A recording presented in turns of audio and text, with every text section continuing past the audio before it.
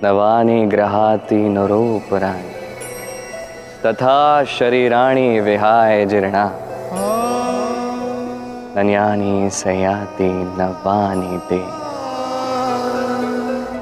आत्मा का कभी अंत नहीं हो सकता।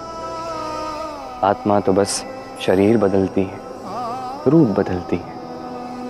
अब जब आत्मा का ही अंत नहीं हो सकता तो भला प्रेम का कैसे हो सकता है? क्योंकि प्रेम तो स्वयं परमात्मा है। कभी सीता के प्रेम में ये वन वन भटकता है, तो कभी राधा के प्रेम में ये वन को वृंदावन बनाता है। कभी ये कन्हैया बनकर गोकुल वासियों के हृदय को रिझाता है, तो कभी माखन चोर नंदलाल बनकर सभी के हृदय में प्रेम की गंगा बहाता है। कभी अपने हाथों में ये बांसुरी थाम कर प्रेम के तार छेड़ता है, तो कभी अपनी उंगली पर सुदर्शन चक्र धारण किए धर्म और प्रेम के विरोधियों का संहार भी करता है।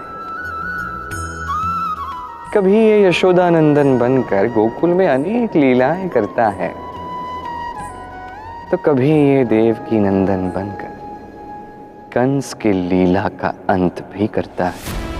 कभी रणछोड़ बनकर प्रजा की रक्षा भी करता है, तो कभी धर्म की रक्षा के लिए ये रणभूमि में उतरता है, सारथी बनता है और इस संसार को गीता का ज्ञान भी देता है। ये प्रेम ही तो है जो गोलोक में अपनी राधे को खोने के पश्चात वो धरा पर उतर आता है इस संसार को प्रेम समझाने के लिए।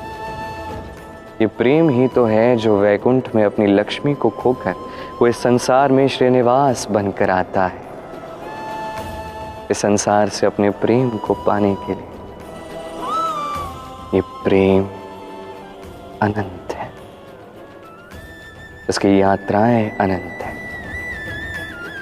और ये प्रेम जिसकी यात्रा का कोई अंत नहीं और जिसका प्रवाह निर्बाध है, इस परमात्मा प्रेम को, इस प्रेम दूत का प्रणाम। आइए और मेरे साथ प्रेम से कहिए राधे राधे।